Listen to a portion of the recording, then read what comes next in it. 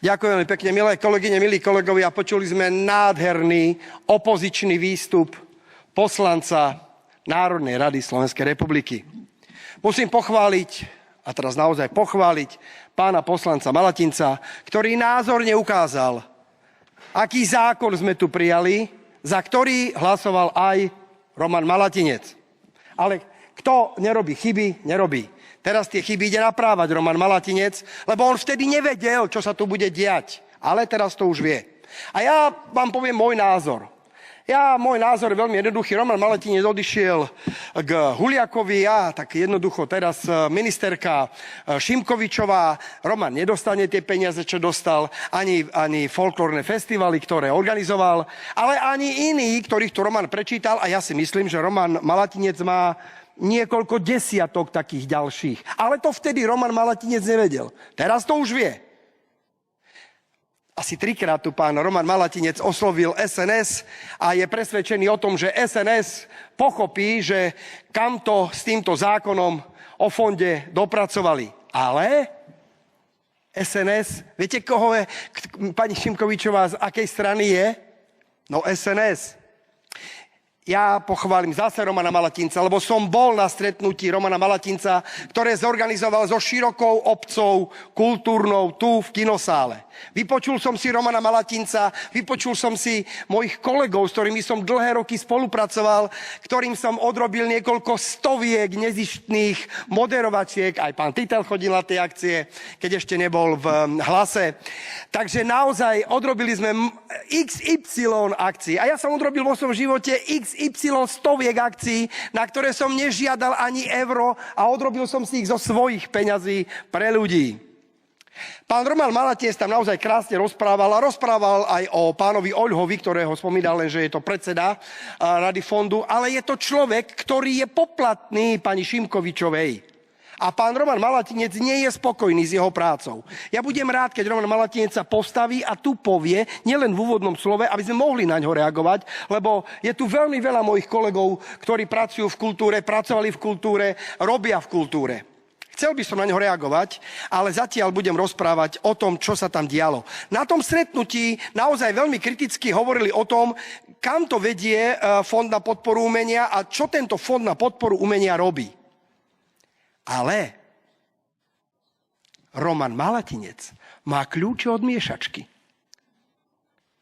Roman Malatinec sa tu postaví a povie, viete, naozaj zobrali nám, nebudem, ale ja tak tiež mekučko rozprávam, ľaľa paľoteľa sa ti v ďateli neváľa, máteľa báťa pravdu, to je u nás. Ale Roman Malatinec naozaj môže jednoducho spraviť naozaj harakiri, ktoré prezident Pellegrini neurobil, lebo pamätáte sa, že keby mal meč, tak on, prezident Pellegrini, by tu urobil taký, teda Peťo Pellegrini, vtedy bol premiérom, by urobil také harakiri. Ale Roman, ty máš možnosť. Veď ako, ja si myslím, že s tebou sú tam, nie je tam pán Ľupták s tebou, nie je tam s tebou pán Ševčík a pán odídenec. Veď ja som hlboko presvedčený, že pán Ferenčák teraz, keby ste vy povedali, že nebudete za nich hlasovať, to sú 4 hlasy, že im nedáte ani jeden jediný hlas. Roman, tak ty tak pomôžeš kultúrnej obci, keď poviete Ševčík, keď povie Ľupták, keď povie Ferenčák a keď povie Malatinec. Chlapci, Oľha dole. A okamžite bude ten Fond na podporu umenia robiť spravodlivo a čestne, lebo inak vám nebudeme za to hlasovať. Roman, ale ty si kráľ. Veď ty pôjdeš za premiérom, povieš Robo. A ty ma neštvi. My máme takú silu, veď Robo, ty visíš na šnúrke našich gatí. Tak to len potiahnem a spadneš dole. To je krásne. Lenže Roman Malatinec sa tu postaví a povie, viete, naozaj týmto zobrali. Ja Romana Malatinca poznám dlho a naozaj on v tom folklóre a v tých tradíciách robil dlhé roky. Veď v 2017 bol u mňa, keď jeden náš kamarát kandidoval, ale to už zabudol. Pamätáš sa, vtedy sme sa presne bavili a ja som bol vtedy poslade z obecného zastupiteľstva, si mi tu povedal, že vystupujem ku všetkému. K tomuto ozaj môžem vystúpiť. 30 rokov organizujem kultúrne podujatia. Môžem, ďakujem, Roman. Lebo sú tu takí, ktorí povedia, že čo sa vy k tomu vystupujete? A k čomu mám vystupovať? K sociálnej oblasti 30 rokov. K kultúrnej oblasti 30 rokov som organizoval. K športovej oblasti bol som tréner mládeže. K školstvu som vyštudovaný učiteľ.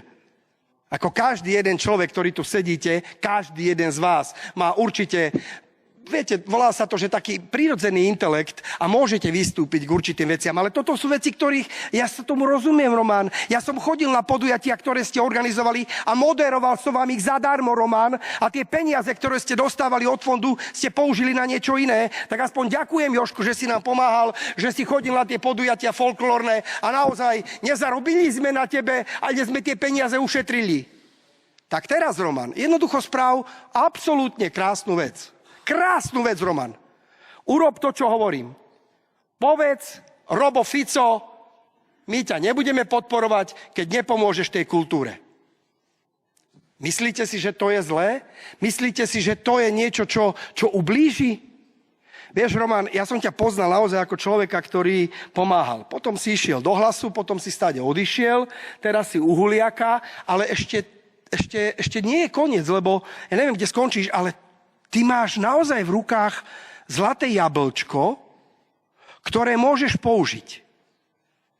A nerozumiem, prečo ty tu vystúpiš, rozprávaš o tom, ako Šimkovičová tú kultúru naozaj maže, ty vieš o tom, čo robí Oľha, ty vieš o tom, čo robí Fond na podporu umenia, ty vieš, čo sa tam deje, robíš stretnutia s obcou kultúrnou, a jednoducho to môžeš krásne vyriešiť. Jednoducho. Ja som hlboko presvedčený, že toto, čo robíš, Roman, je len populistická kampaň pre stranu Vidieka, pretože aj tak vám to neprejde, aj tak Robo Fico povie, že Huliaka vyrazím preč, keď urobíte niečo také. Možno to posunete do druhého čítania, možno tam nejaké niečo dosiahnete, ale Šimkovičová má tiež silné u Fica zázemie. A tu je boj, veď vy každý deň tam sa bijete a bojujete. Danko nadáva na Pellegriniho, povie, že keby bol vedel, aký to bude. Čo to povedal? Že je neschopný neschopák, tak ho nebudú podporovať. Ty teraz nadávaš na Šimkovičovu a na Oľhu, pritom Huliak sa tam dostal len preto, lebo vydieral. Myslíte si, že Huliak sa tam dostal preto, lebo je to šikovný športovec? Teda Kotrmela zozadu vie urobiť. Ale myslíte si, že preto je Huliak minister športu? Všetci dobre vieme, prečo je Huliak minister športu. Lebo jednoducho, keby nedostal ministerstvo športu, no tak vláda padne. Takže povedz im, počúvajte vláda, padnete, keď nevyhoviete mojim požiadavkám. Mal si krásne vystúpenie, plné emócií. Bolo to vystúpenie hodné opozičného poslanca, ale dokáže si človek, ktorý pre tú kultúru a pre ten folklór a pre tie tradície vie urobiť naozaj to, čo treba urobiť. A ľudí, o ktorých ty tvrdíš, aj v zákulisí rozprávaš, že sú neschopní, že sú to dominantné, diktátorské, ľudské, nepoviem to, čo som počul. Takže ja som hlboko presvedčený, že ty spravíš tú správnu vec, že ty zrušíš celú Šimkovičovú, že ty zrušíš všetkých odporných hrobárov slovenskej kultúry a tak, ako viem, čo rozprávaš o Micheľkovi, tak zrušíš aj celého Micheľka. Ďakujem veľmi pekne.